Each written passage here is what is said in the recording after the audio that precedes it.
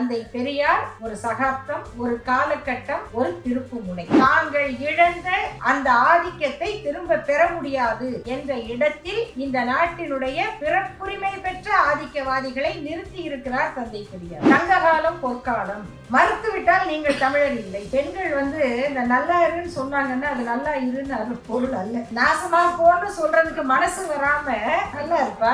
ஆண்களுடைய ஒழுக்கமின்மையும் கட்டுப்பாடின்மையும் பெருமைக்குரியதாக பேசப்பட்டு பெண் அடிமைத்தனம் நிலைநிறுத்தப்பட்டது. திருமண வீட்டை பிரச்சாரமாக்குகிற ஒரு இயக்கம் தந்தை பெரியார் தான் நடத்தினார். அதன் மூலமாகத்தான் பெண்கள் சிந்திக்க தொடங்கினார்.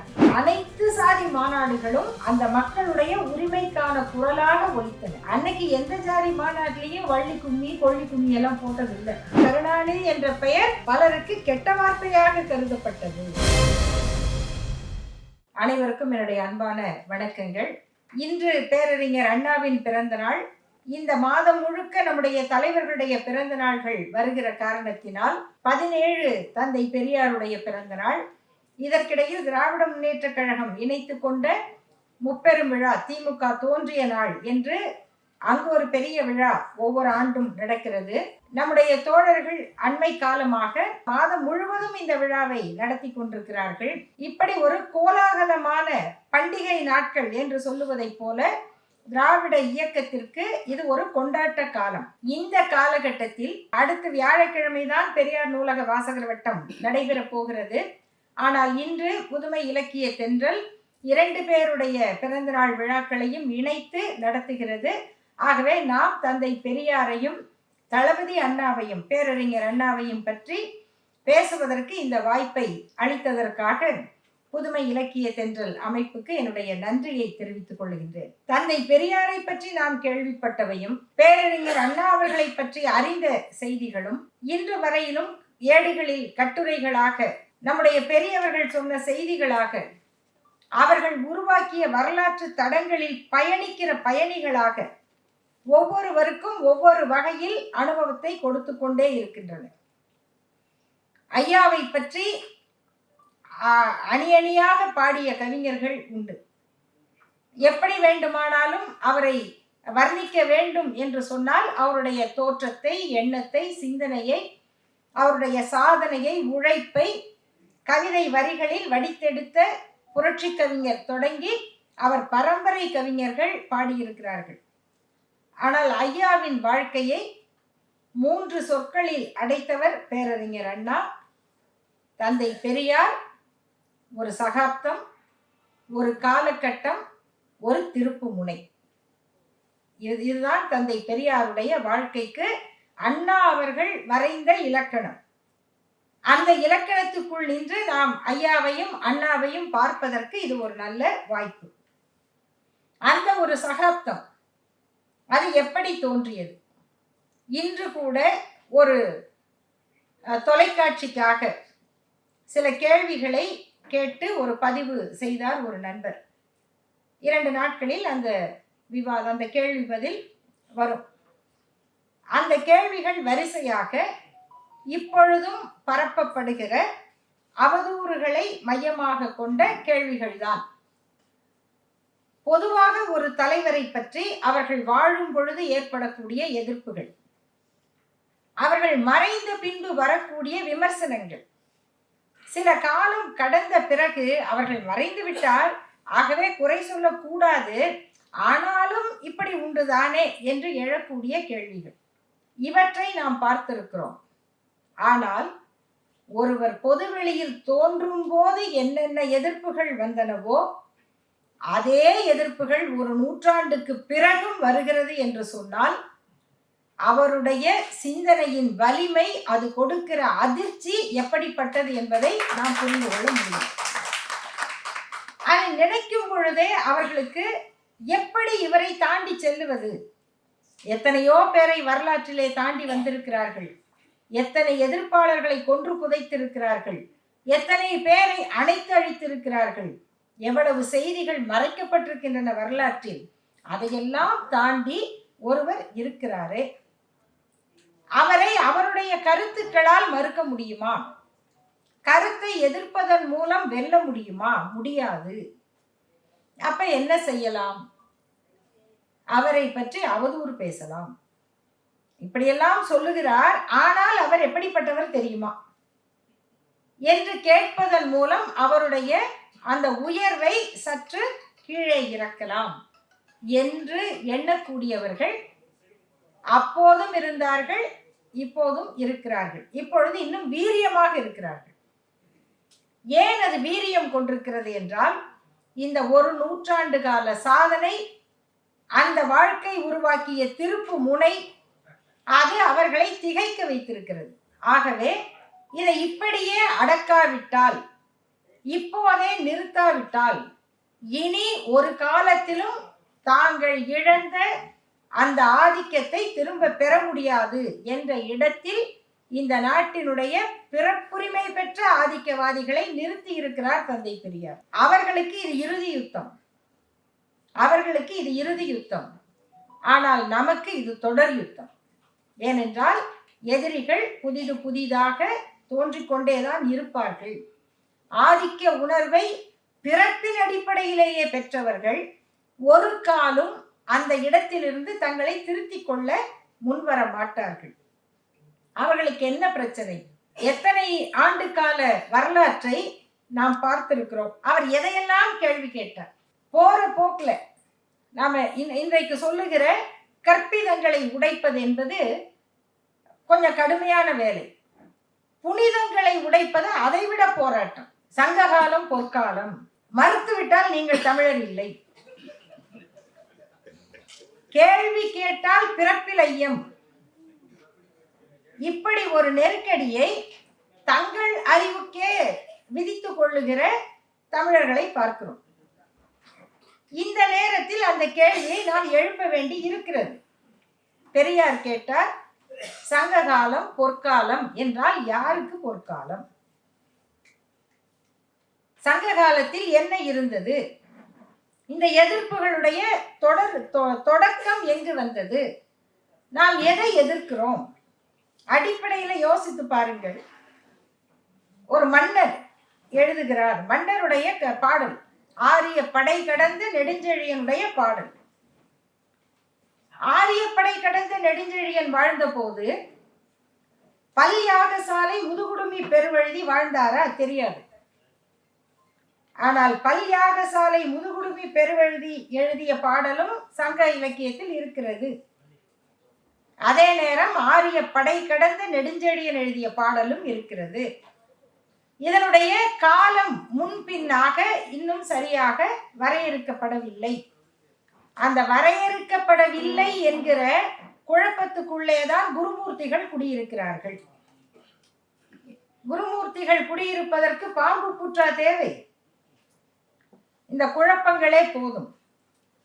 ஆகையினால் அவர்கள் சொல்லுகிறார்கள், தமிழை தொட்டாலே சனாதனம் தான் வரும். அப்ப பெரியார் என்ன செய்வார்? சனாதனத்தை எதிர்ப்பதென்றால், நீங்கள் தமிழை தொட்டாலே சனாதனம் வரும் என்றால், அங்க தமிழை பற்றியும் கேள்வி கேட்பதல்லவா ஒரு பகுத்தறிவாளருடைய கடமை. அது பழமையானது என்பதற்காக விட்டு வைக்க முடியுமா? இதை தந்தை பெரியார் கேட்கிறார். அவர் அந்த கேள்வியோட கொஞ்சம் இப்ப திரும்பி பார்க்கும் பொழுது, சங்க இலக்கியத்தின் இயற்கை பாடல்கள் அதெல்லாம் நம்முடைய மனதை கொள்ளை கொள்ளும், அதுல சந்தேகமே இல்லை. அதனுடைய இயற்கை காட்சிகள், சுற்றுப்புறம், அதை பற்றிய அக்கறை, உண்டி கொடுத்தோர் உயிர் கொடுத்தோரே என்பதும், நீர்நிலைகளை உருவாக்குகிற மன்னர்கள் தான் பேசப்படுவார்கள். உன் புகழ் நிலைக்க வேண்டும் என்றால் நீ நீர்நிலைகளை உருவாக்கு என்று சொல்லுவதும் நினைக்கப்படுவதும் புகழப்படுவதுதான். ஆனால் அண்மையில் நான் இன்னொரு பாடலை எடுத்துக்காட்டி ஒரு உரையில் குறிப்பிட்டிருந்தேன். அதை கேட்டுவிட்டு சில தமிழ் படித்த நண்பர்கள் கேட்டார்கள், உண்மையிலேயே இப்படி ஒரு பாட்டு இருக்கிறதா, உண்மையிலேயே இப்படி ஒரு பாடல் சங்க இலக்கியத்தில் இருக்கிறதா என்று கேட்டார்கள். அந்த பாடலை எழுதியவர் ஓரம் போகியார். நான் நிறைய கருத்துக்களை நம்ம வரிசையாக பார்க்க வேண்டியிருப்பதால் பாடலுக்குள் விளக்கத்துக்குள்ள செல்லவில்லை. ஓரம் போகியார் என்ற புலவர், அவர் பெண்பார் புலவர். இந்த பெண்பார் புலவர்களுக்கெல்லாம் இந்த 6 பட்டத்தை எடுத்துட்டு அவங்கெல்லாம் இளம் பெண்கள். வெள்ளி வீதி, காக்கை பாடினி, நச்சள்ளை, நப்பசலை, ஆதிமந்தி, இப்படி அவர்கள் பெயரை கேட்டீர்களானால் அஞ்சி அத்தை மகள் நாகை அப்படின்னு ஒருத்தவங்க பேர், இளவையினி, அதுலயே ரவுடி பேபிஸ் எல்லாம் இருந்திருக்காங்க. அவங்க நீ ஒண்ணு என்ன அழகின்னா சொல்லாதப்பா, நான் பேய் மகள், பேய் மகள்னு ஒருத்தவங்க பேர் வச்சிருக்காங்க. அது எப்படிப்பட்ட கலகம்!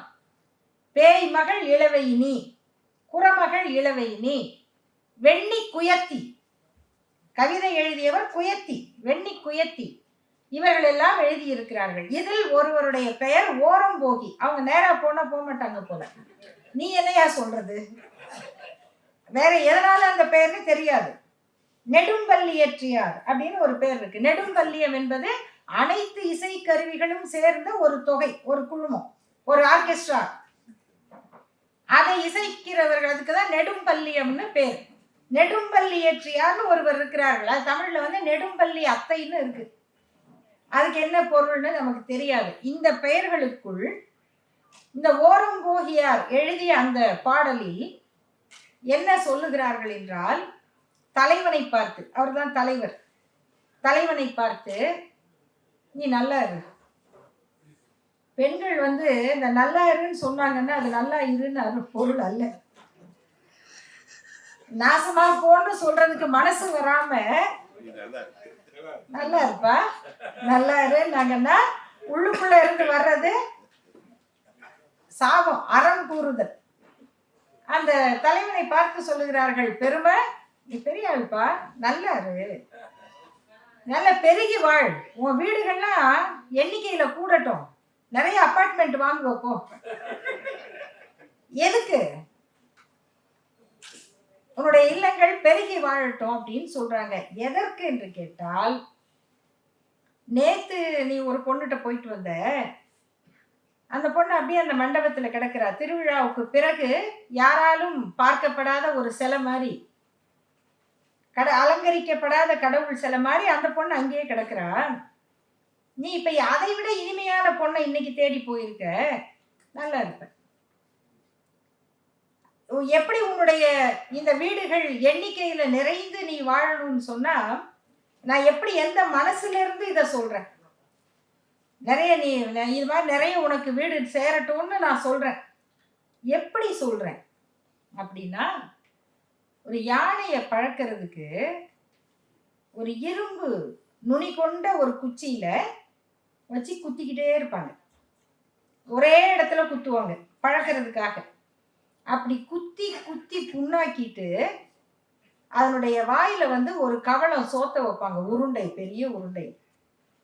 இந்த குத்தி குத்தி புண்ணான அந்த யானை அந்த நொந்து போன மனதோட கோபத்துல வாயில வச்ச அந்த கவளம் சோற்றை மெய்பட இதற்கு உடம்புல இப்படி மேல எரிஞ்சிக்கும், உடம்புல தூக்கி எரிஞ்சிக்கும். யானை செய்யறத நம்ம பார்த்துருப்போம். அது ஏன் அப்படி எரியுது? மகிழ்ச்சியில இல்ல. இந்த குத்து குத்திட்டு இவ்வளவு பெரிய கவளத்தை வைக்கிறீங்க, அந்த கோபத்துல அந்த யானை இப்படி தூக்கி எரியுது, அதன் உடம்பெல்லாம் அந்த சோற்று பருக்க போய் செதறது இல்ல, அப்படி நீ வாழ்ற வீடெல்லாம் இருக்கட்டும்பா, நம்பர் கூடட்டும்னு சொல்றாங்க. இந்த வலியை, இந்த வேதனையை ஒரு பெண் பதிவு செய்கிறார். இது என்ன காலம்? யாருக்கு பொற்காலம்? இதை கேள்வி கேட்டா பெரியார் தமிழரின் எதிரி. பெரியார் வந்து தமிழனா இருந்திருந்தா சங்க இலக்கியத்தை பற்றி இப்படி பேசுவாரா என்று கேட்கிறவர்கள் அன்றைக்கும் இருந்திருப்பார்கள், இருந்தார்கள். அவர்களுடைய வழித்தோன்றல்கள் தான் இன்னைக்கு பேசிக்கிட்டு இருக்காங்க. ஒரு மன்னனுடைய மனைவி சொல்றாங்க, பெருங்கோ பெண்டு, கணவர் இறந்துட்டாரு, மன்னர், நான் வந்து கூட போய் தீப்பாயிறேன் அப்படின்னு சொல்றாங்க. எப்ப போய் தீப்பாயிருது? உடன்கட்டை ஏறுவது. இப்ப நம்ம ஊர்ல இருக்க சங்கி எல்லாம் பேசிக்கிட்டு இருக்கான். உடன்கட்டை ஏறுறது எப்ப வந்ததுன்னா இஸ்லாமிய மன்னர்கள் வந்தப்புறம் வந்தது. அங்கேயே வந்துட்டாங்களாட்டு 3000 ஆண்டுக்கு முன்னாடி. அந்த அரசி ஏன் வந்து நான் உடன்கட்டை ஏறுகிறேன் அப்படின்னு சொல்றவங்கள அமைச்சர் பெருமக்கள்லாம் சேர்ந்து வேண்டாமா, இருங்க, உயிரோட இருங்க அப்படின்னு சொல்றாங்க. அதுக்கு அவங்க என்ன கேள்வி கேட்குறாங்க, எதுக்கு இருக்க சொல்றீங்க,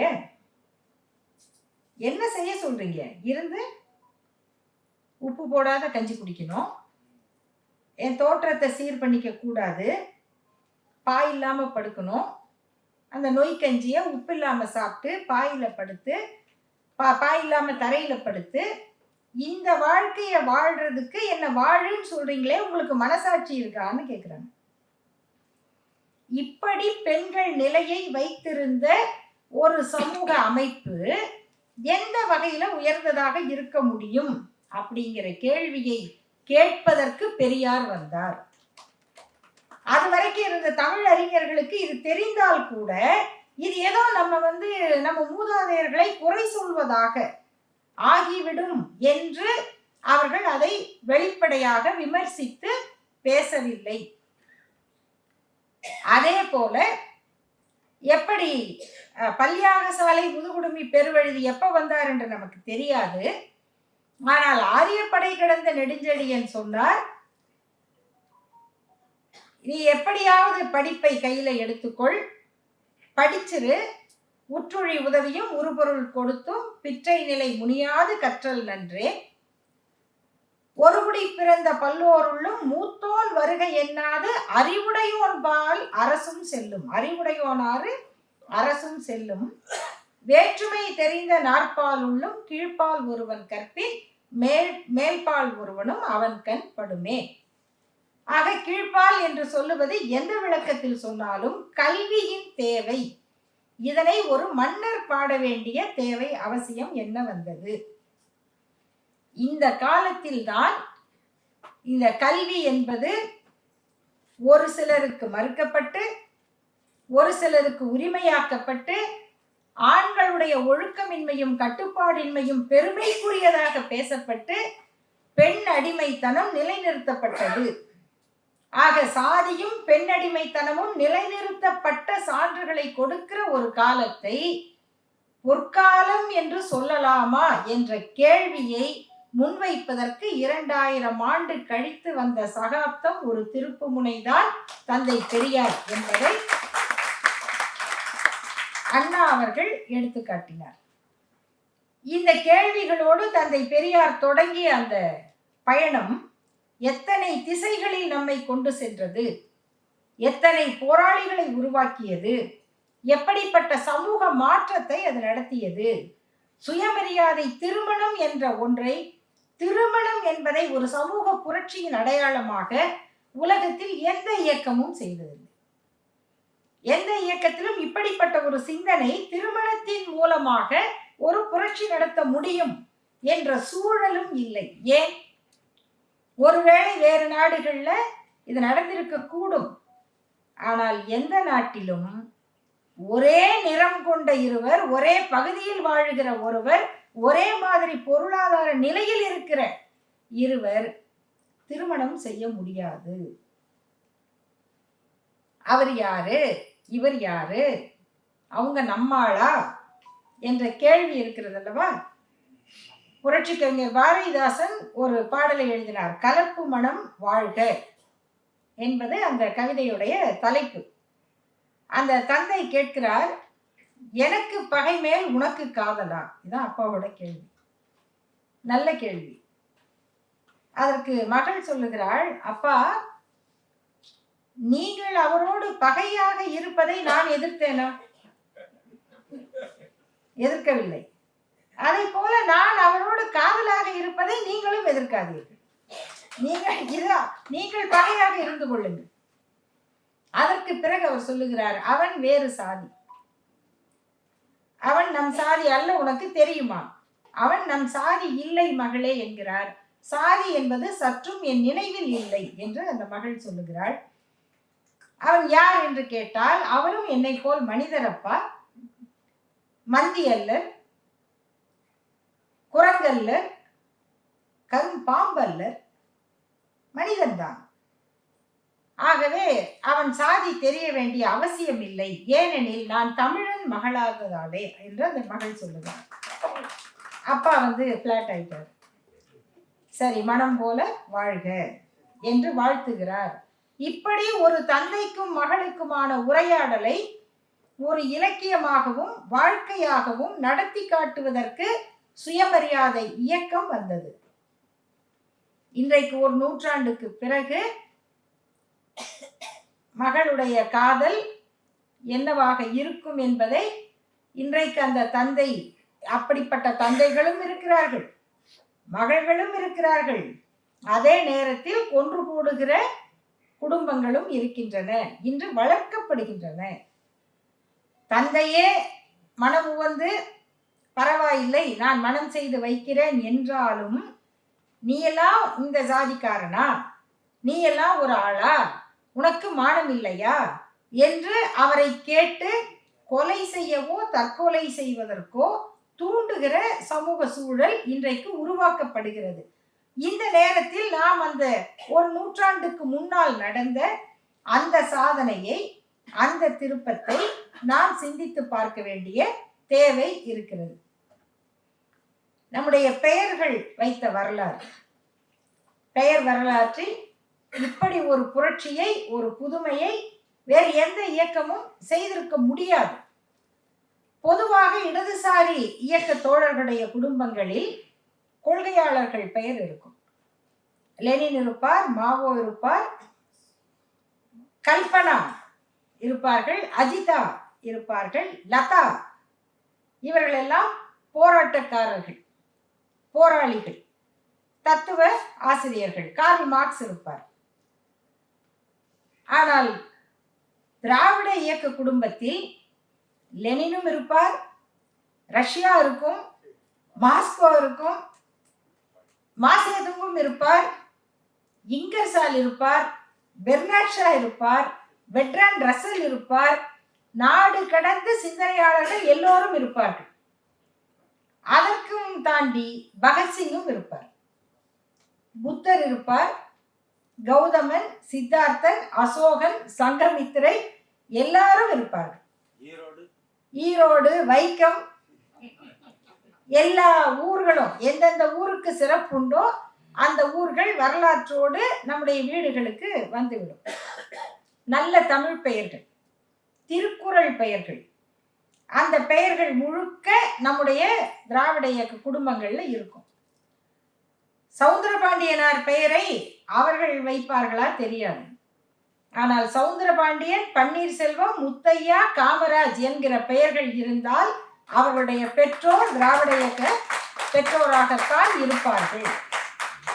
தனித்தமிழ் பெயர்களுக்கு அதே இடம் இருந்தது. இப்படி பெயர் சூட்டிய வரலாறு, திருமண வீடுகளை பிரச்சாரமாக்கிய வரலாறு, திருமண வீட்டை பிரச்சாரமாக்குகிற ஒரு இயக்கம் தந்தை பெரியார் தான் நடத்தினார். அதன் மூலமாகத்தான் பெண்கள் சிந்திக்க தொடங்கினார்கள். இல்லை என்றால் பெண்களுக்கு இந்த கருத்துக்கள் போய் சேருவதற்கு வாய்ப்பே இல்லை.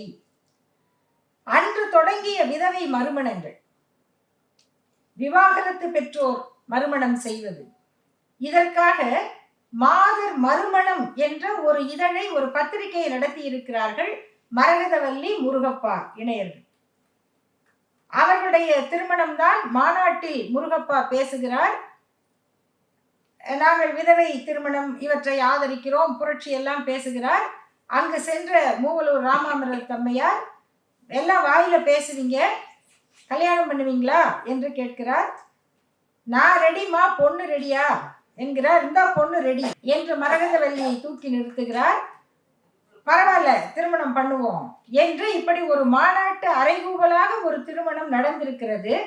அதனுடைய விளைவு அவர் விதவை பெண், அதனுடைய விளைவு அவர்கள் மாதர் மறுமணம் என்ற பத்திரிகையை நடத்துகிறார்கள். மாதர் மறுமணம் என்று அச்சிட்டு பென்சில் தயாரித்து விற்றிருக்கிறார்கள். இதெல்லாம் நடந்த நிகழ்வுகள். சிவகாமி அம்மையார் சிதம்பரனாரை திருமணம் செய்தார். அவருடைய நூல் ஒன்று மிக கடுமையாக இருக்கிறது என்று அந்த காலத்திலேயே தடை செய்யப்பட்டிருக்கிறது. இப்படி பெண்கள் படை வரிசை ஒரு பக்கம், தந்தை பெரியாருடைய தளபதிகளாக இருந்து இந்த புரட்சிகளை நடத்தியவர்கள், திருமணம் செய்து கொண்டவர்கள், அவர்களுடைய எண்ணிக்கை இன்னொரு பக்கம். தந்தை பெரியார் தன் மகளாக நினைத்த குஞ்சிதம் குருசாமி அவர்கள். அவருடைய மறைவின் போது தந்தை பெரியார் பேசிய பேச்சு இப்பொழுது படித்தாலும் கண்ணீர் வரும் பேச்சு. அவரை என் மகள் என சொல்லத்தக்க வகையில் நினைத்து காரியங்கள் ஆற்றி வரும் பொழுது சாகக்கூடாத வயதில் இயற்கை அவரை அதர பதற அடித்து பிரித்து விட்டது. அதர பதற, இது என்ன மாதிரி சொல்? அதர பதற நம்மிடம் இருந்து அடித்து பிரித்து விட்டது. வாழ வேண்டிய வயதில் அவர் இறந்து இந்த சாகக்கூடிய வயதில் நான் அவருக்கு இரங்கல் உரையாற்றிக் கொண்டிருக்கிறேன். இது ஒரு பெற்ற தந்தை பேசுகிற பேச்சு. இதற்கும் மேலாக ஒன்று, தந்தை பெரியாரை பற்றி நாம் பேசுகிற செய்திகள் ஏராளம். இன்னும் பேசப்பட வேண்டியவை அதைவிட அதிகமாக இருக்கின்றன. நான் திராவிட போராளிகள் நூலை அதற்கான செய்திகளை தொகுத்த போது ஐயாவுடைய குடும்பத்தில் இருந்த அவருடைய அண்ணன் மகள் பெயர் மிராண்டா கஜேந்திரன் என்று பிற்காலத்தில் அவருடைய பெயர் பதியப்பட்டது. கஜேந்திரன் என்பவர் பேரறிஞர் அண்ணாவுடைய பிஏவாக இருந்தவர். அவர்கள் அண்ணாமலை பல்கலைக்கழகத்திலே படித்தவர்கள், காதல் திருமணம் செய்தவர்கள். ஐயாவுடைய குடும்பத்தில் வேறு பெயர் இருந்திருக்கலாம். எப்படி மிராண்டா என்று? மிராண்டா என்பது ஷேக்ஸ்பியர் கதையில் வருகிற ஒரு கேரக்டர். அதனால அப்ப எல்லாருக்கும் பிடித்த ஒரு கேரக்டரா, எல்லாருக்கும் பிடித்தமான ஒரு பெண். அந்த பெயர் எப்படி இந்த குடும்பத்து பெண்ணுக்கு வைக்கப்பட்டது என்று அவருடைய வாழ்க்கையை தேடி பார்த்தால் அவருடைய இயற்பெயர் கஜலட்சுமி. 7 வயதில் தந்தை பெரியார் அவரை நல்ல முறையில படிக்க வைக்க வேண்டும் என்று நினைக்கிறார். ஆனால் வீட்டில் இருக்கக்கூடிய சூழல், கூட்டம், எந்த நேரமும் ஆட்கள் வந்து போவது, அவரால் படிக்க முடியாது என்பதால் ஏற்கனவே படித்தவரும் சென்னை மாநகராட்சியின் கல்வி அதிகாரியாக இருந்த குஞ்சிதம் அம்மையார் வீட்டுக்கு படிக்க அனுப்புகிறார். 7 வயது பெண்ணை படிக்க அனுப்பி அவருடைய பொறுப்பிலே விட்டு விட்டார். குஞ்சிதம் அம்மையார், இது என்ன ஒரே பாவாடை சட்டை, தலைமுடி, கஜலட்சுமி, இதெல்லாம் வேண்டாம் என்று பாவாடை சட்டையை மாற்றி அவருக்கு கவுன் போட்டு கிராப் வெட்டி கஜலட்சுமியை மிராண்டாவாக பெயர் மாற்றுகிறார். நண்பர்களே, இன்றைக்கு கூட இது நடக்குமா? யோசித்து பாருங்க. அது யார்? அவருடைய குடும்பம் எவ்வளவு செல்வாக்குள்ள குடும்பம். அவருடைய அண்ணன் மகள், அவர் மீது அவர் எடுத்துக்கொள்கிற உரிமை, அதற்கு அந்த குடும்பம் இசைவது, அவர் குஞ்சிதம் அம்மையார் வீட்டில் விட்டு படிக்க வைப்பது மட்டுமல்ல, அவருடைய பெயரை மாற்றுகிற உரிமை வரைக்கும் அவருக்கு கொடுத்திருக்கிறார். அப்ப அவர் இறக்கும் பொழுது ஐயா பேசிய அந்த பேச்சுக்கு எவ்வளவு பொருள் இருக்கிறது. இப்படி வாழ்க்கையை குடும்பமே வாழ்க்கைதான், குடும்பமே கொள்கைதான் என்று நிறுவிய அந்த சுயமரியாதை இயக்கம் திராவிடர் கழகமாக மாறக்கூடிய அந்த இடைப்பட்ட காலத்தில் ஐயாவின் தளபதியாக வந்தவர்தான் அண்ணா, பேரறிஞர் அண்ணா. ஏன்னா அந்த வரலாறு முழுக்க நாம அதுக்குள்ளேயே இருக்க முடியாது. அங்கிருந்து அண்ணா எப்படி இணைகிறார், அவர்களுடைய அறிமுக நிகழ்ச்சிகளை எல்லாம் நாம பத்திரிகையில படித்திருக்கிறோம். செங்குந்தர் மாநாட்டில் தான் அவரை சந்திக்கிறார். இன்னைக்கு ஜாதி மாநாடுகள் என்பது வேறு. ஆனால் அன்றைக்கு அனைத்து சாதி மாநாடுகளும் அந்த மக்களுடைய உரிமைக்கான குரலாக ஒலித்தன. அன்னைக்கு எந்த ஜாதி மாநாட்டிலையும் வள்ளி கும்மி, கொள்ளி கும்மி எல்லாம் போட்டது இல்லை. இந்த சத்தியம் வாங்குறது, இதுக்கு யாரும் ஜாதி மாநாடு போடல. நம்ம பிள்ளைங்க நம்ம பையனை தான் கட்டணும், நம்ம பையன் நம்ம பிள்ளைங்க தான் கட்டணும் அப்படின்னு பேசுறதுக்கு மாநாடு போடல. அன்றைக்கு மாநாடு போட்டவர்கள் அது கொங்கு வெள்ளாள சமுதாயமாக இருந்தாலும் சரி, மருத்துவர், வன்னியர், எந்த சமுதாயமாக இருந்தாலும் நம்முடைய மக்கள் எவ்வளவு பேர் படித்திருக்கிறார்கள், நம்முடைய இடம் என்ன, நம்முடைய புள்ளி விவரம் என்ன என்பதைத்தான் பேசியிருக்கிறார்கள். அப்படி பேசக்கூடிய இடத்திற்கு தான் தந்தை பெரியார் போகிறார், அல்லது அவர் போன பிறகு அதுதான் பேசப்படும். அதுக்கு தான் அவர் செல்கிறார். அப்படி ஒரு ஜாதி சங்க மாநாட்டில் தான் அவரை சந்திக்கிறார். ஆனால் அவரை பார்த்தவுடன் நீங்க என் கூட வந்துடுறீங்களா என்று கேட்பதென்றால் அந்த கற்றோரை கற்றாரே காமுறுவர். இதை விட வேற என்ன அவர் கேட்க முடியும்? அன்று தன்னை ஒப்படைத்துக் கொண்ட அண்ணா கடைசி வரை அந்த உள்ளத்தில் தந்தை பெரியாருக்கு கொடுத்த இடத்தை ஒரு துளி கூட மாற்றவில்லை. இது வரலாறு ஒவ்வொரு 5 ஆண்டுக்கும் பல சான்றுகளை கொடுத்து கொண்டே இருக்கிறது. 49 அவர்கள் விலகி இந்த தலைமை பொறுப்பை தந்தை பெரியாருக்காகவே வைத்திருக்கிறேன், தலைவர் நாற்காலி காலியாகத்தான் இருக்கும் என்று சொன்ன அந்த அறிவிப்பு தொடங்கி அடுத்து 2 பெரிய போராட்டங்கள். ஒன்று குலக்கல்வி எதிர்ப்பு போராட்டம். நாம் பிரிந்து விட்டோம், தந்தை பெரியாரை குறை சொல்லி இருக்கிறோம், ஆகவே குலக்கல்வியை எதிர்த்து தந்தை பெரியார் போராடட்டும், நமக்கு அந்த வேலை இல்லை என்று அண்ணா நிற்கவில்லை. இன்னும் அதிகமான தீவிரத்தோடு போராட்ட களத்தில் இறங்கினார்.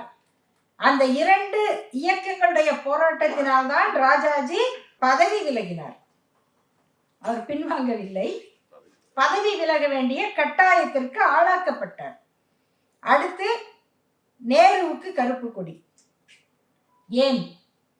அவர் திராவிட முன்னேற்ற கழகத்தை மட்டும் பேசவில்லை, தந்தை பெரியாரை இழிவாக பேசினார், மரியாதை குறைவாக பேசினார்.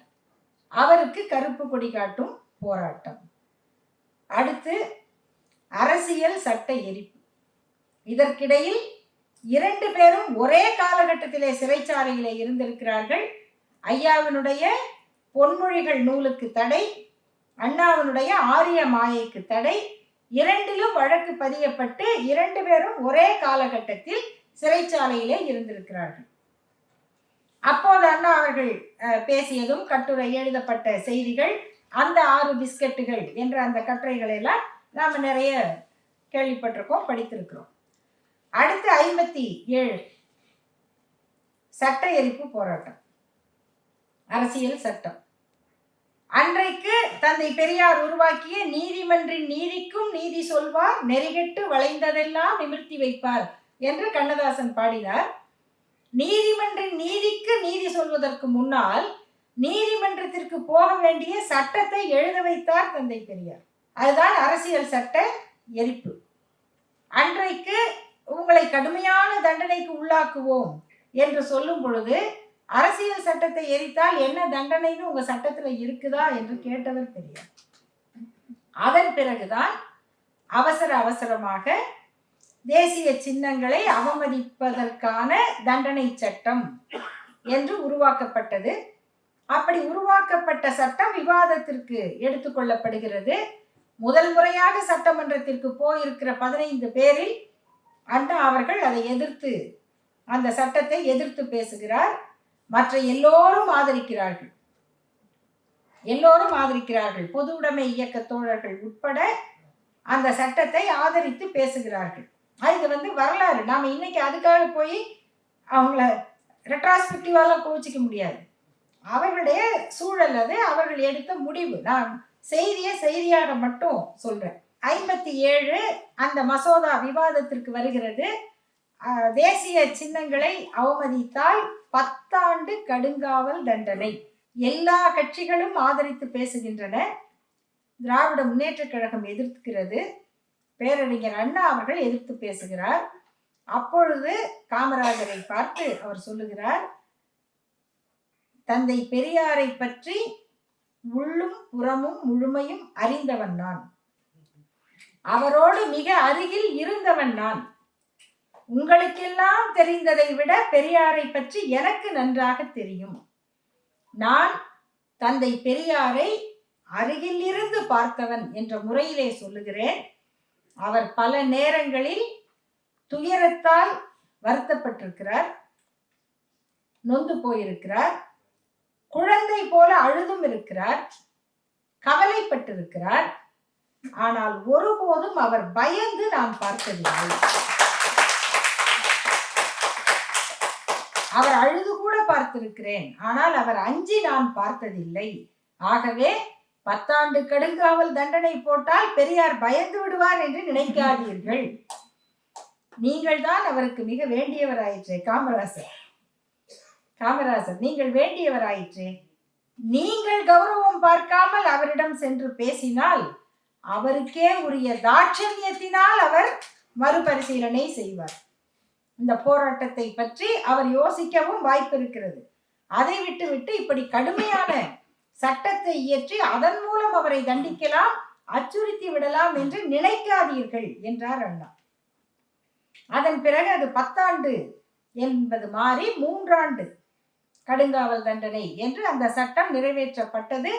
அதன் கீழ்தான் 10,000 பேர் கைது செய்யப்பட்டார்கள். 3000 பேர் சிறைச்சாலையில் இருந்து அவருடைய குடும்பங்கள் எல்லாம் எப்படி துன்பப்பட்டார்கள் என்பதை நம்முடைய தளபதி ராஜ் அவர்கள் அந்த அரசியல் சட்ட எரிப்பு வரலாற்றை ஒரு நூலாகவே எழுதியிருக்கிறார். இதெல்லாம் இன்றைக்கும் நமக்கு கிடைக்கக்கூடிய செய்திகள். அப்படி இருந்த அந்த உறவு பிரிந்திருந்தாலும் கூட மனத்தினால் இணைந்த அந்த உறவை அண்ணா அவர்கள் வெளிப்படையாக சொல்லுவதற்கான காலம் அவருடைய வெற்றியோடு வந்தது. அந்த வெற்றியை பற்றி என்னெல்லாம் பேசப்பட்டது என்பதும் தந்தை பெரியார் அவர்களை அவர் சென்று சந்தித்ததும் அதற்கு பிறகு ஏற்பட்ட அரசியல் மாற்றங்களை நாம் அறிவோம். அந்த நேரத்தில் எப்படி ஐயா அவர்களை பற்றி அவருடைய வாழ்க்கையின் முக்கியத்துவம் என்ன என்று அண்ணா சொன்னாரோ, அப்படி திமுக என்கிற அரசியல் இயக்கம் ஆட்சி பொறுப்பை ஏற்ற அந்த காலத்தை பற்றி பிற்பட்டோர் நலத்துறையினுடைய கமிஷனுடைய தலைவராக இருந்த ஏஎன் சட்டநாதன் அவர்கள், அவர் சென்னை பல்கலைக்கழகத்தில் திராவிட இயக்க அரசியல் பற்றி 1984ஆம் ஆண்டு உரையாற்றி இருக்கிறார். அந்த உரை ஆங்கிலத்திலே அமைந்திருக்கிறது. அதனை பேராசிரியர் ஜெயதேவன் அவர்களும் சிவமாதவன் அவர்களும் தமிழாக்கம் செய்திருந்தார்கள். அந்த உரையில் இந்த இயக்கத்தினுடைய வரலாற்றை அவர் சொல்லும் பொழுது தந்தை பெரியாருக்கு உரிய அந்த மரியாதையை முதலில் சொல்லிவிடுகிறார். பிறகு இந்த திராவிட முன்னேற்ற கழகம் ஆட்சி பீடம் ஏறுதல் என்ற அந்த செய்தியில் 57, 62 இந்த தேர்தலுக்கு பிறகு 62இல் தேர்தல் நடக்கவிருந்தது. புதிய தேர்தல் அறிக்கை எப்படி வந்தது? திமுக 50 இடங்களை பெற்றது. ஆனால் அண்ணா தோற்றார். உடனடியாக அவர் நாடாளுமன்றத்திற்கு தேர்ந்தெடுக்கப்பட்டார். அந்த செய்திகளுக்கு பிறகு இதற்குள் இந்த மாற்றங்களுக்குள் அவர் சொல்லுகிறார், திராவிட முன்னேற்ற கழகம் ஆட்சிக்கு வந்த சூழல். இதற்குள் திமுக தலைவர்கள் அரசியல் படிப்பினையை பெற்று தேர்தல் கலையில் வல்லவர்கள் என்பதை நிரூபித்து காட்டினர். அவர்கள் பெருநகரங்கள் வட மாவட்டங்களுக்கு அப்பாலும் தமது கட்சியின் பரப்பை விரிவுபடுத்தினார்கள். தென் மாவட்டங்கள் முழுவதும் அவர்களுடைய கொடிகள் காணப்பட்டன, முழக்கங்கள் ஒலித்தன. இத்தேர்தலில் அண்ணா தோல்வியடைந்தது வருத்தத்திற்குரியது. அது 62. ஆனாலும் அவர் உடனடியாக மாநிலங்களவைக்கு தேர்ந்தெடுக்கப்பட்டார். அடுத்த 1967 பொது தேர்தலில் அக்கட்சி மாபெரும் வெற்றியை பெற்று ஆட்சியை பிடித்தது. அண்ணா முதல்வரானார். எக்கனாமிஸ்ட் இதழின் எழுத்தாளர் ஒருவர் விவரித்தது போன்று பெயரை கூட உச்சரிக்க கூடாது என ஒதுக்கி வைக்கப்பட்ட கருப்பு மனிதர்கள் முதலாக ஆட்சியில் அமர்ந்தார்கள். சாதாரண கருப்பு மனிதர்கள், ஏன்னா அவர்களுக்கு முன்னால கருப்பு மனிதர் காமராஜர் இருந்தார். இன்றைக்கு வரைக்கும் காமராஜர் பெயர் புனிதமானது. ஆனால் அடுத்து வந்த கருப்பர்கள் பெயர் உச்சரிக்கப்படக்கூடாதது. அதை கலைஞர் அவர்கள் பின்னாளில் சொன்னார். கருணாநிதி என்ற பெயர் பலருக்கு கெட்ட வார்த்தையாக கருதப்பட்டது. அதை உச்சரிப்பதற்கு கூட அவர்கள் தயங்கினார்கள். அப்படி பெயரை கூட உச்சரிக்கப்பட முடியாத நிலையில் இருந்த கருப்பு மனிதர்கள் முதலாக ஆட்சியில் அமர்ந்தார்கள். இது தமிழக அரசியலில் ஒரு புதிய காலத்தின் தொடக்கத்தை குறிக்கிறது.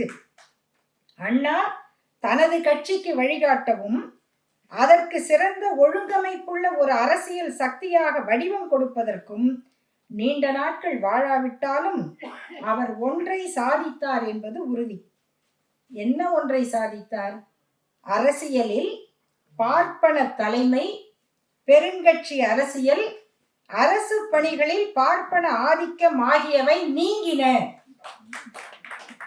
ஏன் இன்னைக்கும் அவங்களுக்கு வயிறு எரியுது? 3 செய்தி. அரசியலில் பார்ப்பன தலைமை, இன்னைக்கு வரைக்கும் வர முடியல. பெருங்கட்சி அரசியல், அரசு பணிகளில் பார்ப்பன ஆதிக்கம் ஆகியவை நீங்கின. இது உருவாக்கிய மாற்றம் என்ன? இரு கட்சி ஆட்சி முறை. நீதி கட்சி தொடங்கப்பட்ட காலம் தொட்டு கடந்த 50 ஆண்டுகளாக நாம் எதிர்பார்த்த சில வகையான இரு கட்சி முறை நாட்டை சீர்படுத்தும் என்ற நம்பிக்கை இருந்தது. சில வகையான இரு கட்சி முறை இது வேற இருக்கு. காங்கிரஸ் ஒரு காலத்தில் வலுப்பெற்று பிரிந்த திராவிட கட்சியிடம் இருந்து ஆட்சியை கைப்பற்றக்கூடும். ஆனால் அது பார்ப்பனர் அல்லாதாரால் உருவாக்கப்படும். காங்கிரஸே மீண்டும் ஆட்சிக்கு வந்தாலும் அது பார்ப்பனர் அல்லாதாரால் உருவாக்கப்படும் என அரசியலில் சூழல்கள் எப்படி வேண்டுமானாலும் மாறலாம். அப்படி மாறினால் கூட இந்த தன்மை மாற முடியாது. அண்ணா அவர்கள் அந்த அடித்தளத்தை உருவாக்கிவிட்டார். ஆனால் அது பார்ப்பனர் அல்லாதாரால் உருவாக்கப்படும். வெளிப்பார்வைக்கு எவ்வளவு அலங்காரம் கொண்டதாயினும், வெவ்வேறு மொழி மரபுகளை கொண்டு பேசினாலும் ஒரு திராவிட கட்சியின் கொள்கையை பெற்றிருக்க வேண்டும். தமிழ்நாட்டில் ஒரு திராவிட கட்சியின் கொள்கையை பெற்றிருக்க வேண்டும். நமது மதிப்புக்குரிய தலைவர்களுள் ஒருவர் கூறியது போல, திராவிட தோற்றம் உள்ள ஒரு கட்சி மட்டுமே வாக்காளர்களின் ஆதரவை பெற முடியும். இந்த நிலையை அண்ணா உருவாக்கினார் என்று சட்டநாதன் அவர்கள் பதிவு செய்தார். அதை தொடர்ந்து இன்றைக்கு வரை அண்ணா உருவாக்கிய அடித்தளம், அவருடைய பெருமைகளாக பேசப்படுகின்ற 3 செய்திகள். தமிழ்நாடு, அந்த தமிழ்நாடு பெயர் மாற்ற மசோதா சட்டமன்றத்திலே நிறைவேற்றப்பட்ட போது ஒருவர் கூட அதை எதிர்க்க முடியவில்லை. எதிர்ப்பவர்கள் கூட வளைந்து நெளிந்து கருத்து சொல்லுகிறார்கள். கடைசியில் மாப்போசி போன்றவர்கள் அதில் ஒரு பெயர் வாங்கினார்கள். என்னவென்றால், தமிழ்நாடு என்று இருக்கக்கூடாது, நாடு என்று இருக்க வேண்டும் என்ற திருத்தத்தை வாங்கய்யா வாங்க அப்படின்னு அவங்களையும் உள்ள கூப்பிட்டு இந்த திருத்தத்தையும் ஏற்றுக்கொண்டு தமிழ்நாடு வாழ்க என்று சட்டமன்றத்தில் அத்தனை பேரையும் முழங்க வைத்த அந்த நிலை இன்றைக்கு வரைக்கும். நீங்க கவர்னர் ஆளை வச்சு தமிழ்நாடுன்னு சொல்லக்கூடாது, தமிழகம்னு சொல்லணும் என்றெல்லாம் சொல்ல முயற்சி செய்யும் போது அதிகமாக தமிழ்நாடு தமிழ்நாடு தமிழ்நாடுன்னு குரல் கேட்டுக்கிட்டே இருக்கும். தேவையில்லாத இடத்தில் கூட அந்த பெயரை பயன்படுத்துவார்கள். வாசல்ல கோலம் போடுறாங்க தமிழ்நாடு அப்படின்னு. சில பேர் போட்டி கோலம் போட வச்சாங்க தமிழகம் அப்படின்னு. எங்கேயும் நீங்க பாரதியம்னு போட முடியாது. போடுறவங்களுக்கு தமிழகத்துக்கும் தமிழ்நாட்டுக்கும் என்ன வேறுபாடு என்பது கூட புரியாது. இல்ல போடுங்கன்னா நாங்க தமிழகத்தை தானே போடுறோம், தட்சிண பிரதேசம்னு போடுங்கன்னா போடுவாங்களா? அதற்கு ஆள் கிடைக்குமா? 2வது சுயமரியாதை திருமணம் இன்றைக்கு வரைக்கும் உச்ச நீதிமன்றத்துக்கு போகுது. ஏன் அந்த பிரச்சனை? பல பேர் கேட்பார்கள். நம்ம அந்த சட்டத்தை மாதவன் அவர்கள் சட்ட அமைச்சராக இருந்து உருவாக்கியதும், அதற்கு ஐயா சொன்ன அந்த திருத்தம் அண்ட் ஆர் என்கிற அந்த சொற்களில் அண்ட் இருக்கக்கூடாது, ஆர் என்று இருக்க வேண்டும். மாலை அணிவித்தல் அல்லது தாலி கட்டுதல். மாலையும் போடணும், தாலியும் கட்டணுங்கிறது கட்டாயம் இல்லை என்று உருவாக்கினார். இதெல்லாம் நமக்கு தெரியும். பல நேரங்களில் இங்க சுயமரியாதை திருமண நிலையம் இருக்கு. நம்முடைய பசும்பொன் அவர்கள் மிக சிறப்பாக ஆண்டுக்கு ஒரு 2000 திருமணங்களாக நடத்துறாங்க. அதுல என்ன பெருமைன்னா, அதுல கிட்டத்தட்ட 1500 திருமணங்கள் சாதி மறுப்பு திருமணங்கள். அவ்வளவு அமைதியா அழகா நடந்துகிட்டே இருக்கு. ஆனால் இந்த திருமணத்தை பதிவு செய்கிறவர்களுக்கு ஒரு சின்ன சிக்கல் வரும். அவர்கள் வெவ்வேறு மதத்தை சேர்ந்தவர்களாக இருந்தால், குறிப்பாக மணமகனோ மணமகளோ இந்துவாக இருந்து மற்றவர் கிறிஸ்தவராகவோ இஸ்லாமியராகவோ இருந்தால் சுயமரியாதை திருமணமாக அதை பதிவு செய்ய முடியாது. செய்து கொள்ளலாம், ஆனால் பதிவு செய்யும் பொழுது அதனை சிறப்பு திருமண சட்டம், ஸ்பெஷல் மேரேஜ் ஆக்ட்ல பதிவு பண்ணணும். அப்ப சில பேர் கேட்பார்கள், ஏங்க அப்ப சுயமரியாதை திருமணத்தை 2 முஸ்லிம்கள் செய்யக்கூடாதா, கிறிஸ்தவர்கள் செய்யக்கூடாதா, ஏன் அது இந்து மத சட்டத்தில் மட்டும் திருத்தம் செய்யப்பட்டது என்ற ஒரு கேள்வி இப்போதும் விவாதமாகவோ விமர்சனமாகவோ வரும். அதை முதல்ல கேட்கும்போது நமக்கு ஆமா இல்ல, அது ஏன் இப்ப எல்லாருக்கும் பொதுவா பண்ணல அப்படின்னா நம்ம யோசிக்கிறோம். ஐயா யோசிக்காம இருந்திருப்பாரா? அவருக்கு இது தோணி இருக்காதா? இது ஒரு பொது சட்டமா கொண்டு வாங்க அப்படின்னு சொன்னாலும் அண்ணா செய்ய போறாரு தானே. அதை ஏன் இந்து திருமணத்துல திருத்தம் பண்ணாங்க என்றால், ஏற்கனவே இஸ்லாமிய திருமணமும் கிறிஸ்தவ திருமணமும் சுயமரியாதை திருமணம் மாதிரி தான் நடக்கும். அது அக்ரிமெண்ட் தான், கான்ட்ராக்ட் தான். அந்த பெண்ணிடம் வந்து கேட்பாங்க, உனக்கு சம்மதமா, கையெழுத்து போடணும், உனக்கு வர வேண்டிய பணம் வந்துருச்சா, மாப்பிள்ளை வந்து மகர் கொடுத்துட்டாரா, அந்த பணத்தை வாங்கிக்கிட்டு எனக்கு சம்மதம் என்று அந்த பெண்ணும் கையெழுத்து போட்டால்தான் அது திருமணம். கிறிஸ்தவ முறைப்படி சர்ச்சில் நடக்கிற திருமணத்திலும் உனக்கு சம்மதமா உனக்கு சம்மதமா என்று கேட்டுதான் அதை திருமணத்தை பதிவு பண்ண முடியும். நான் பார்த்துக்கு எந்த கழுதையை கட்டுனாலும் கட்டுறது, எந்த கழுதைக்கு கழுத்தை நீட்டுனாலும் நீட்டுறது, கடைசியா அப்புறம் தான் தெரியுது நிஜமாவே கழுதைக்கு தான் கட்டுனமா நீட்டுனமா தெரியாது. இதெல்லாம் வந்து அதுல இல்லை. அப்ப இந்த சாஸ்திரத்துல இருக்கு. அப்பா வந்து தாரை வார்த்து கொடுப்பதுன்னு வந்த பிறகு அந்த பெண்ணுக்கு என்ன கேள்வி இருக்கு, என்ன உரிமை இருக்கு? இது ஒன்று. 2வது, இஸ்லாமிய திருமணத்தையும் கிறிஸ்தவ திருமணத்தையும் நடத்தி வைப்பவர் மத ரீதியாக அங்கு இருப்பவரே தவிர ஜாதி ரீதியானவர் அல்ல. ஜாதி தகுதி அதற்கு தேவையில்லை. இந்து திருமணத்துக்கு தான் அது பார்ப்பனரால் நடத்தப்பட்டிருக்க வேண்டும். இது எப்ப ஆரம்பிச்சது? நமக்கு தெரிஞ்ச சிலப்பதிகார காலத்துலதான் ஆரம்பிச்சிருக்கு. அங்கதான் பிரச்சனையும் ஆரம்பிச்சது. மாமுது பார்ப்பான் மறைவழி காட்டுன கண்ணகியும் கோவலனும் என்னன்னாங்க. ஆனாலும் இது எல்லாருக்குமே சொல்லுவாங்க. ராமர் சீதை கல்யாணம் புராணத்தில் நடந்தது. பெரிய ரிஷிகள்லாம் வந்து அத்தனை ரிஷிகள் வசிஷ்டர் உள்ளிட்ட மகா பெரியவாள்லாம் நடத்தி வச்ச திருமணம் தான். இதெல்லாம் கதையில புராணத்துல இருக்கலாம். ஆனால் சாஸ்திரம் சொல்லுகிறபடி அந்த திருமணத்தை நடத்தி வைக்கிற தகுதி பார்ப்பனராக சாதியில் பிறந்தவருக்கு தான் உண்டு. அப்ப இந்த 2ஐயும் ஒழிக்க வேண்டிய இடம் இந்து திருமண சட்டம் தான். அதனால்தான் சுயமரியாதை திருமணம் இந்து திருமண சட்டத்தினுடைய பிரிவு 7 கேபிட்டல் A என்று இணைக்கப்பட்டது. இதுக்கு இவ்வளவு பெரிய வரலாறு இருக்கு. இதை அண்ணா செய்தார். இது இன்னைக்கு வரைக்கும் நீதிமன்றத்துல அப்பப்ப இது செல்லாது அப்படின்னு சொல்லிக்கிட்டே இருக்காங்க. கடைசியா இப்ப உச்ச நீதிமன்றம் சொல்லி இருக்கு, இது சட்டப்படி செல்லும். இதை நிரூபிக்கணும். நிரூபிக்கப்பட்டது. 3வது இருமொழி கொள்கை. அதுதான் இன்றைய அரசியல் வரைக்கும் அண்ணாவினுடைய மாநில சுயாட்சி. இதுதான் வந்து அண்ணாவினுடைய உயிர் கொள்கைன்னா மாநில சுயாட்சி. அந்த மாநில சுயாட்சிக்கான அடித்தளம் நாம எந்த மொழியில படிக்கணும் என்பதை நம்முடைய மாநில அரசு முடிவு செய்யணும். தாய்மொழியோடு ஆங்கிலம் படித்தால் போதும். ஆங்கிலம் மொழியா படிக்கணுமா வழியாக படிக்கணுமா, இது அந்த காலகட்டத்தோடு பிரச்சனைகளோடு நாம் முடிவு செய்ய வேண்டியது.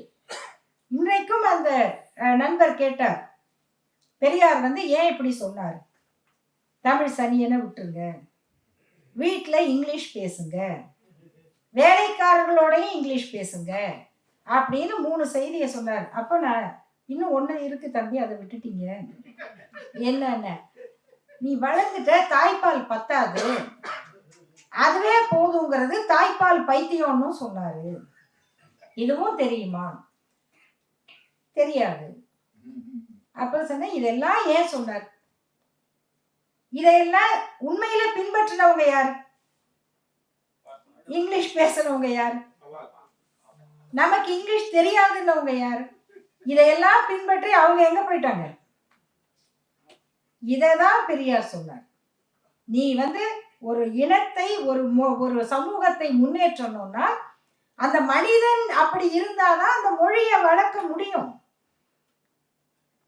வழக்க இருந்து வர்றவங்களை நம்ம கேட்கறோம்ல, ஹிந்தி வேணாம் போட, ஹிந்தி தெரியாது, இல்லைங்க ஹிந்தி படிங்கன்னா நம்ம என்ன கேட்குறோம்?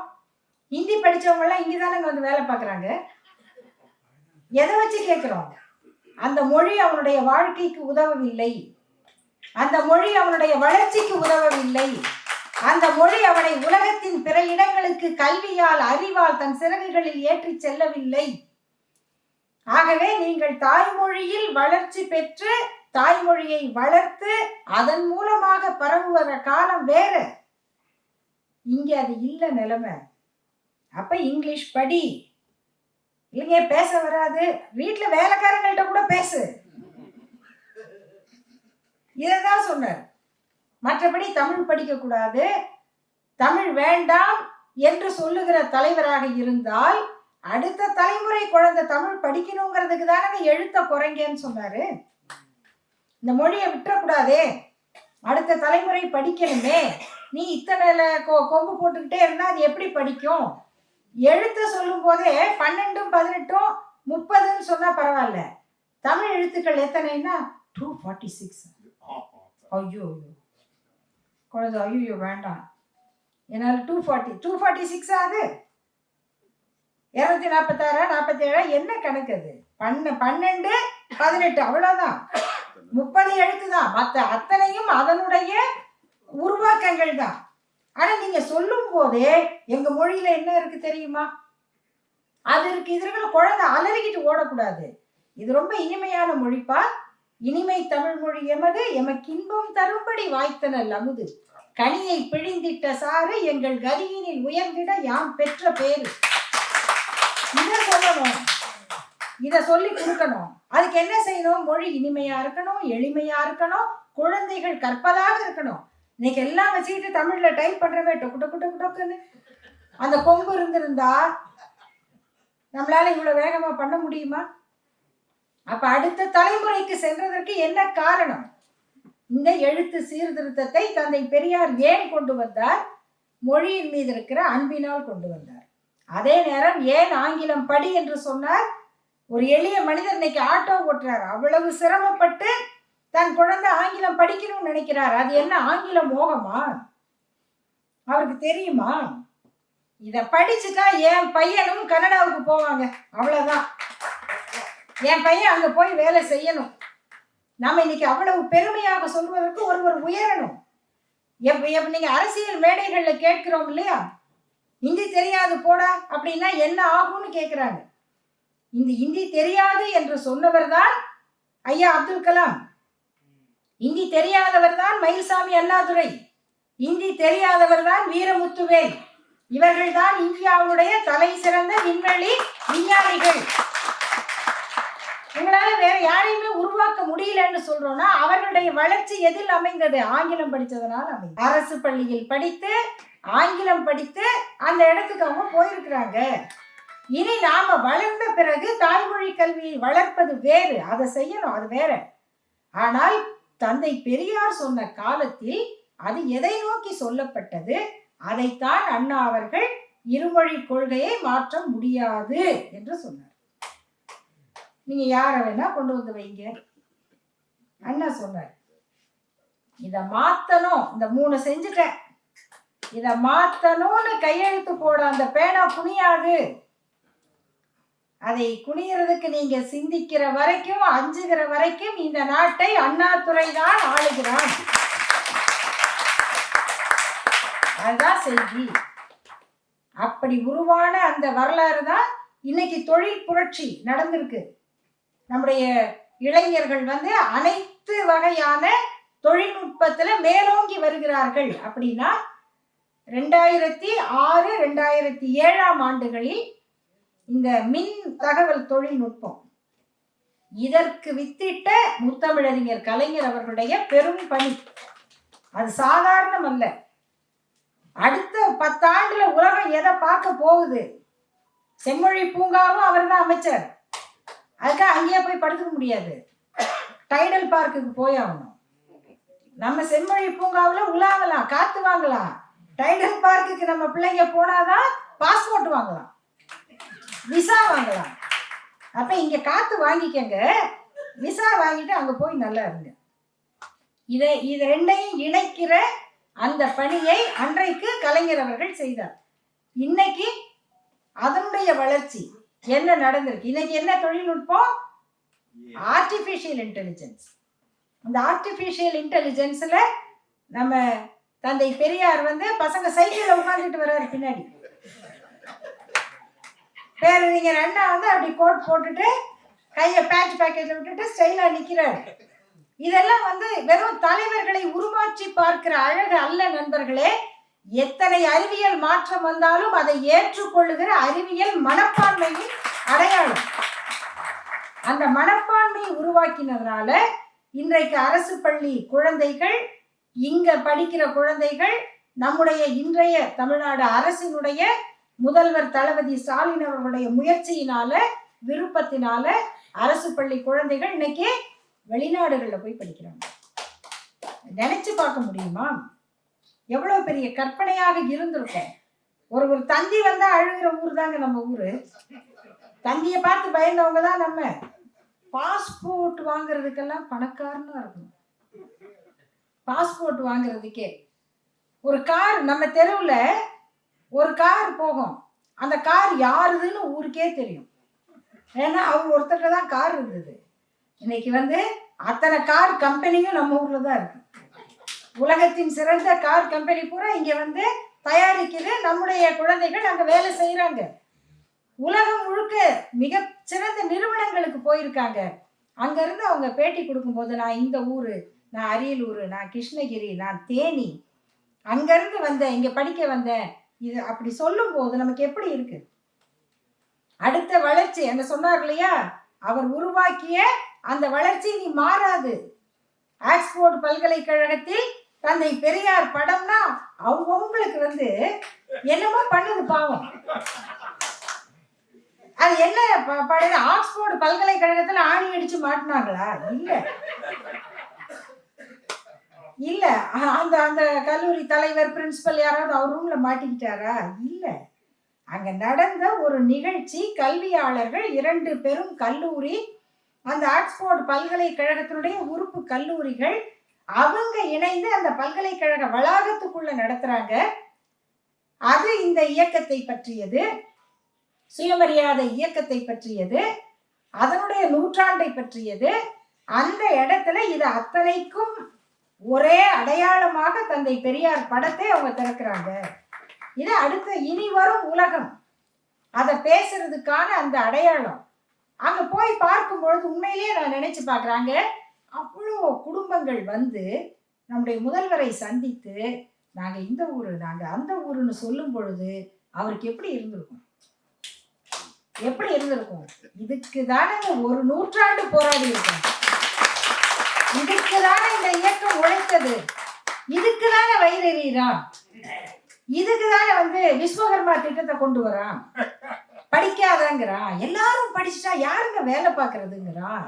எவ்வளவு போராட்டத்தோட, எவ்வளவு கெட்ட பேரோட, யாருக்கு உழைக்கிறோமோ அவர்களிடமே அதை உணராத நிலை கூட இருக்கு. ஆனாலும் இதை கடமையாக செய்து அதன் பயனை நேராக பார்க்கும்போது எப்படி அவர்கள் உணர்ந்திருப்பார்கள் என்றால், தந்தை பெரியாரும் பேரறிஞர் அண்ணாவும் இருந்திருந்தால் எந்த மகிழ்ச்சியை அடைந்திருப்பார்களோ அந்த மகிழ்ச்சியை முதல்வர் அடைந்திருப்பார்.